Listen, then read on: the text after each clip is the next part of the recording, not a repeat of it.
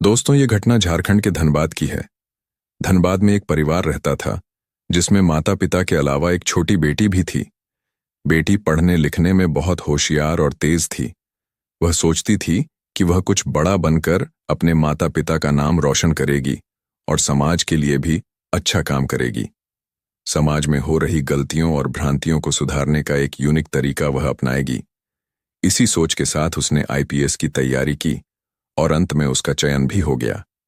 चयन होने के बाद वह ट्रेनिंग करती है और ट्रेनिंग पूरी करने के बाद वह घर लौट आती है। तब उसके माता पिता कहते हैं, बेटी, अब तो तुम एक अच्छी नौकरी पा चुकी हो और तुम्हारी उम्र भी, अब तुम्हें किसी अच्छे लड़के से शादी कर लेनी चाहिए।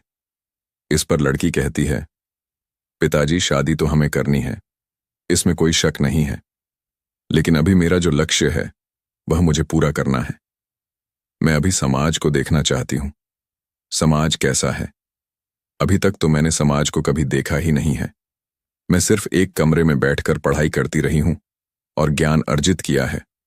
लेकिन पिताजी, समाज में किस तरह के लोग रहते हैं, किस तरह की घटनाएं घटित होती हैं और हमें कैसे उनका सामना करना है, यह सब देखना चाहती हूं। 4-5 साल तक मुझे सिर्फ यह अनुभव करना है, उसके बाद ही शादी करूंगी। पिताजी, आप और मां मुझे समझा रहे हैं, लेकिन मैं अपने फैसले पर अडिग हूं। पिताजी ने आखिरकार कहा, बेटी, अब तुम समझदार हो गई हो, अपने फैसले खुद लो और अपना ध्यान रखना। ये सुनकर अनीता ने जवाब दिया, पिताजी, आप चिंता ना करें, मैं अपना ख्याल रखूंगी। इसके बाद अनीता अपनी ड्यूटी के लिए रवाना हो गई। धनबाद में उसकी पहली पोस्टिंग थी, लेकिन ड्यूटी पर जाने के बजाय उसने अपने निजी ड्राइवर से कहा, मुझे किसी सुन जगह पर छोड़ दो। ड्राइवर पहले तो थोड़ा झका, लेकिन उसने आदेश का पालन किया। वह अनीता को शहर की एक सुनसान जगह पर छोड़ आया। वहां पहुंचकर अनीता ने कहा, अब ध्यान से सुनो, मैं यहां से अकेले जाऊंगी और किसी को मेरे बारे में कुछ मत बताना। अगर तुमने किसी को बताया तो समझ लो तुम्हारी नौकरी गई। ड्राइवर डर के मारे बोला, मैडम, आप निश्चिंत रहे, मैं किसी को कुछ नहीं बताऊंगा। इसके बाद अनीता ने अपने कपड़े और लुक बदला। उसने खुद को एक भिखारिन की तरह तैयार किया। सादे फटे पुराने कपड़े पहनकर मैली को चैली हालत में वह बाजार की ओर चल दी। थोड़ी देर बाद वह थाने के पास पहुंची। वहां उसने थाने के आसपास चक्कर लगाना शुरू किया। पुलिस स्टेशन के पास खड़े कुछ कांस्टेबल उसे देखकर चौंके और बोले, अरे यहां क्या कर रही है, कहीं और जाकर मांग, यहां मत परेशान कर।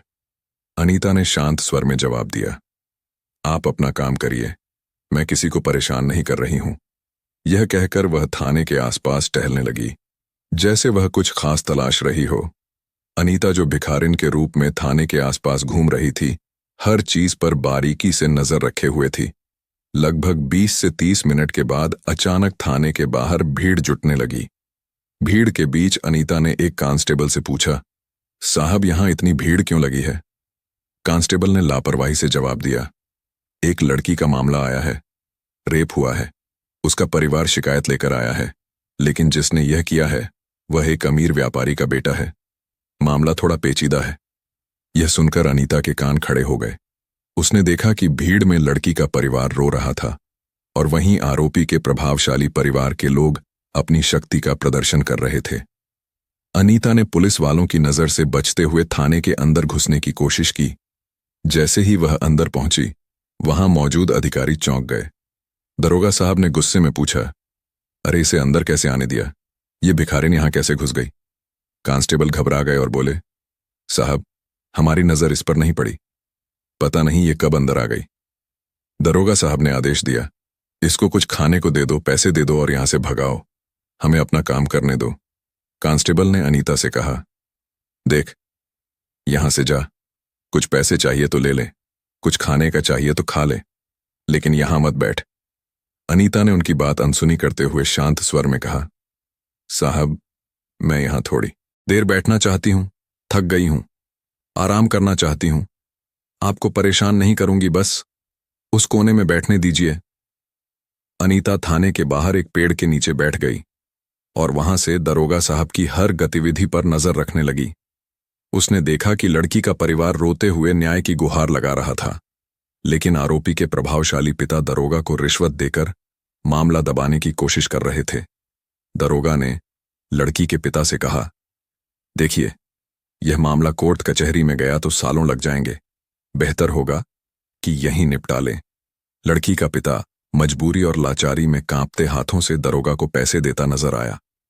अनीता यह सब चुपचाप देख रही थी, लेकिन उसके भीतर का गुस्सा धीरे धीरे बढ़ रहा था। वह जानती थी कि अब समय आ गया है अपनी पहचान और अधिकार का सही उपयोग करने का। गरीब माँ बाप दरोगा के सामने हाथ जोड़कर गिड़गिड़ा रहे थे। माँ रोते हुए कहती हैं, साहब, हम गरीब लोग हैं, हमारे पास पैसे नहीं हैं कि आपको दे सकें, लेकिन मेरी बेटी के साथ जो हुआ उसके लिए इंसाफ चाहिए। आपसे बस यही निवेदन है, कृपया हमें न्याय दिला दीजिए। दरोगा ने उनकी बातों को अनसुना करते हुए एक ठंडी नजर डाली।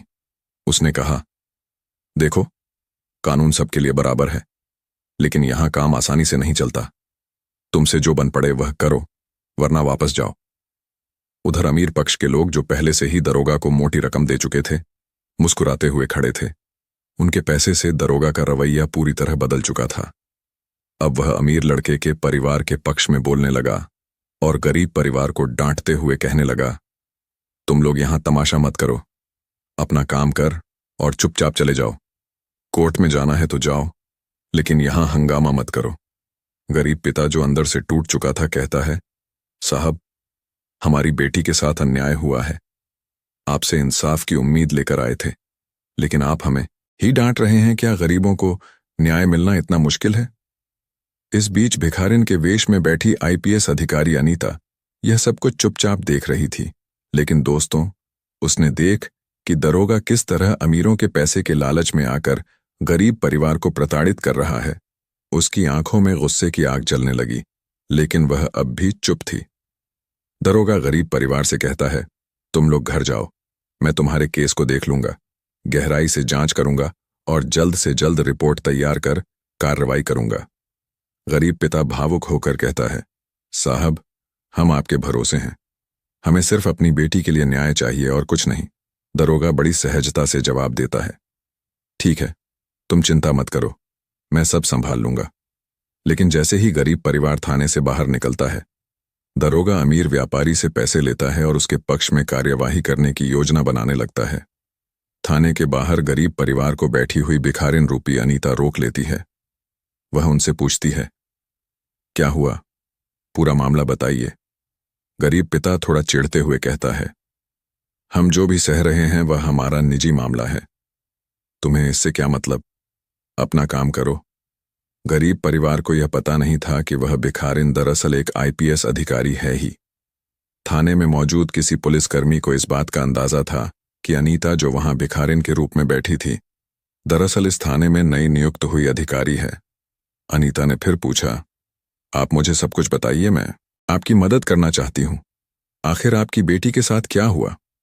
गरीब परिवार हिचकिचा हुए बताने लगा, लेकिन जैसे ही उन्होंने देखा कि यह भिखारिन बेहद साफ सुथरा खड़ी हिंदी में बात कर रही हैं और कभी कभी अंग्रेजी में भी बात कर रही है, वे सब हैरान रह गए। थाने के कुछ पुलिसकर्मी भी यह सब देख रहे थे और भौचक्के रह गए। कांस्टेबल अनीता के पास आकर बोले, तुम कौन हो, हमें सच सच बताओ। अनीता ने यह सुनते ही अपना गेटअप हटा दिया।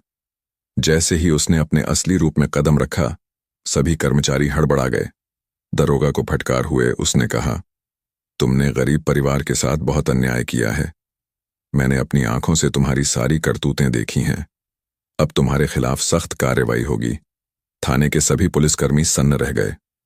दरोगा घबराकर माफी मांगने लगा, लेकिन अनीता ने उसे सख्त लहजे में चेतावनी दी कि अब वह गरीब परिवार को न्याय दिलाकर ही रहेगी। अनीता की सख्ती देखकर सभी पुलिसकर्मी उसे सलाम ठोकने लगे। अंत में अनीता ने गरीब परिवार को इंसाफ दिलाया और थाने के कर्मचारियों को उनकी लापरवाही और भ्रष्टाचार के लिए सजा दी। अनीता, जो अब अपने असली रूप में आ चुकी थी, थाने के पूरे स्टाफ को लाइन हाजिर करने का आदेश दिया। उसने दरोगा और सभी कांस्टेबलों को एक एक कर तलब किया और उनके कर्तव्यों में की गई लापरवाही और भ्रष्टाचार के लिए सख्त फटकार लगाई। दरोगा से सख्त लहजे में कहा, तुम्हारी ड्यूटी न्याय दिलाने की थी, लेकिन तुमने अपनी जिम्मेदारी को पैसे के लिए बेच दिया। अब तुम्हें इसका अंजाम भुगतना होगा। इसके बाद अनीता ने कुछ पुलिसकर्मियों को तुरंत प्रभाव से सस्पेंड करने का आदेश दिया। थाने में मौजूद सभी लोग स्तब्ध थे। उन्हें समझ नहीं आ रहा था कि अचानक से यह सब कैसे हुआ, लेकिन अनीता ने यह सुनिश्चित किया कि हर दोषी को उसकी सजा मिले और गरीब परिवार को तुरंत न्याय मिले। इस घटना के बाद पूरे धनबाद शहर में आईपीएस अधिकारी अनीता की चर्चा होने लगी। लोग उसकी ईमानदारी और कर्तव्य निष्ठा की तारीफ करते नहीं थक रहे थे। हर जगह बस यही बात हो रही थी कि कैसे एक आईपीएस अधिकारी ने भिखारिन का वेश धारण कर भ्रष्टाचार को बेनकाब किया और गरीब परिवार को न्याय दिलाया। दोस्तों, धर्म केवल पूजा अर्चना तक सीमित नहीं है, यह कर्तव्य निभाने का मार्ग है। हमारे शास्त्रों में कहा गया है, धर्मो रक्षति रक्षित, अर्थात जो धर्म की रक्षा करता है, धर्म उसकी रक्षा करता है। आज के परिप्रेक्ष्य में धर्म का अर्थ है अपने कर्तव्यों को पूरी निष्ठा और ईमानदारी से निभाना। ऐसे अधिकारी जो गरीबों, पीड़ितों और शोषित के लिए खड़े होते हैं, असल में समाज के सच्चे रक्षक हैं। उनकी जिम्मेदारी सिर्फ अपराधियों को पकड़ने तक सीमित नहीं है, बल्कि यह सुनिश्चित करना भी है कि न्याय कमजोर से कमजोर व्यक्ति तक पहुंचे। दोस्तों, इस कहानी को सुनाने का मेरा उद्देश्य किसी की भावनाओं को आहत करना, किसी को ठेस पहुंचाना या परेशान करना बिल्कुल नहीं था। मेरा उद्देश्य केवल आपको जागरूक करना, सचेत करना और सतर्क रहने के लिए प्रेरित करना है। इस पूरी घटना ने आपके दिल और दिमाग को सोचने पर मजबूर कर दिया होगा कि हमारे समाज में क्या हो रहा है और हमें इनसे कैसे निपटना चाहिए। अगर यह कहानी आपको सोचने और समझने का एक नया नजरिया देती है, तो ऐसी और भी कहानियों के लिए हमारे चैनल को लाइक, शेयर और सब्सक्राइब जरूर करें। हम चाहते हैं कि आप अपनी राय भी हमारे साथ साझा करें। कृपया निष्पक्षता के साथ अपनी राय कमेंट बॉक्स में जरूर दें। याद रखें, सचेत रहिए, सतर्क रहिए और सुरक्षित रहिए। आपका समय देने के बहुत बहुत धन्यवाद। हम जल्द ही मिलेंगे एक और कहानी के साथ। धन्यवाद। शुक्रिया।